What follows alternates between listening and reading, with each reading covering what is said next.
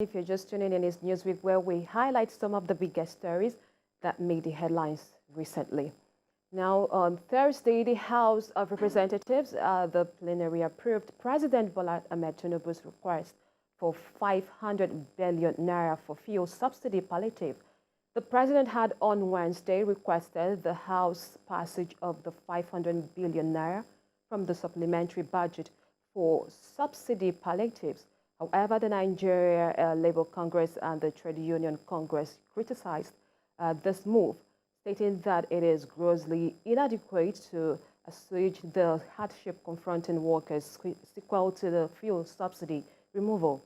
They are demanding a 300% salary increase to enable workers to cope with the challenges imposed by the deteriorating economic situation that came with the removal of the controversial fuel subsidy. I still have Olufemi Lawson, Executive Director, Center for Public Accountability via Zoom, and Ayodele Adio, a policy analyst in the studio with me. And let me come to you. Many have argued that this palliative is actually not is not going to adequately address the hardship Nigerians are faced with, and as well that the 8,000 monthly pay or something is not going to be sustainable. What do you think? Now, this is very interesting because the problem that confronts us is across social strata. That means the extremely poor people have a challenge. Middle-class Nigerians or working-class Nigerians also have a challenge. And so you need policies that target Nigerians in their generality and not a section, of the Nigerian people. And so I'll start by looking at the pros of a conditional cash transfer policy to the poorest of the country. It's worked before in certain countries in the world, like in Brazil, where I believe that this policy is being copied from. But what they did was that they had a clear centralized register of every single citizen that was benefiting from that policy. And they could track whoever was receiving a dime, from the federal government. And those palliatives were tied to specific outcomes. And it was conditioned upon the beneficiaries to do a part of sending their children to school and for immunizing their kids, right? So it was easy to track. The problem we have here is that this same program, in fact, was the crust of the Buhari administration. It was the ministry that had the highest allocation in the last 8 years. And what happened? Poverty increased in that same period, and unemployment increased in that same period. So it shows that that exercise was merely palliative for the boys, and it was not clearly targeted because it was not data-driven or there were no needs assessment. And so to that extent, you can understand the criticism towards this particular policy program, especially given the fact that it barely scratches the surface of what we are confronted with as a country. And like the NLC have said, the purchasing power of the average Nigerian has drastically dwindled, many of whom will not be captured in this 8,000 naira monthly palliative that will be disbursed by the president. So what sort of palliative is going to come to this section of Nigerians? And that is the crust of the matter. Because if we continue to allow a situation where workers can no longer make it to work, workers do not longer have purchasing power, living conditions have continued to envelop them, and they continue to fall into the poverty class, then we're edging towards a bit of chaos. So we would like to see a plan that addresses holistically the challenges that people face as a country. And in my own opinion, beyond a 500 billion palliative that will go to the poor, and there's criticisms to that to show that it's well coordinated. We want to see a plan that keeps businesses open. There has to be a targeted incentive or a targeted intervention to businesses, SMEs across the country.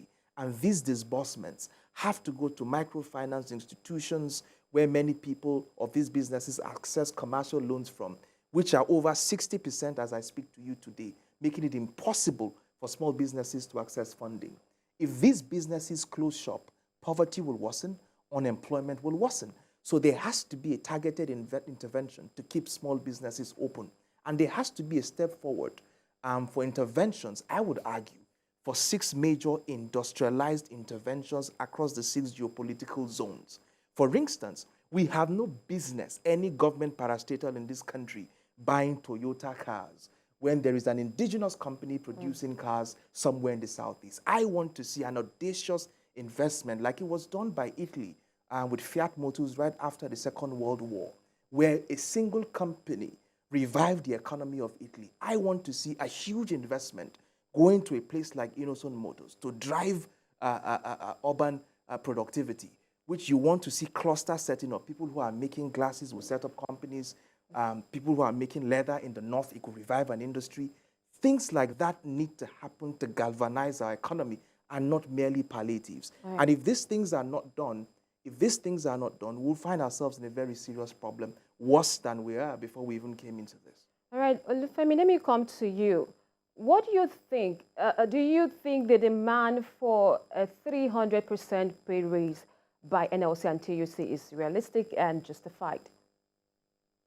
Well, it is within the right of the Labour Congress or every workers' union to demand for increase in wages. It's a global practice. It is statutorily, a practice that is guaranteed.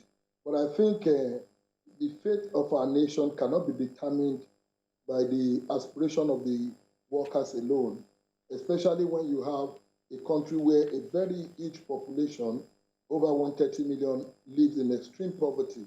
So we may not be able to use, the expectations of the labor movement to determine, our priority as a nation. It is good for the labor movement to demand an increase, be it 500%, 200%, or 100%. But the government must be realistic in its approach. In its approach to the extent that we must only consider the interest of the vast majority. We must always consider the interest of the downtrodden, the people at the bottom of the ladder. Because as we speak, it has become so difficult for the people at that category of citizens to even feed once in a day, not less of twice. So while we are seeking increments in wages on the basis of approval of funds by the National Assembly for the presidency, just like you said, I as a person I'm clearly and fundamentally opposed to distribution of 8,000 naira for each household. It's an experiment that has failed for over how many years? For over 4 years, the Buhari government was busy distributing money without data, all over the market. The ministry was dedicated for humanitarian purposes and charity, and nothing came out of it. Wasted national resources, no accountability, no record or whatsoever. So I am not. Mr. Olufemi, we're almost out of time. We still have one more story to talk about before our time goes.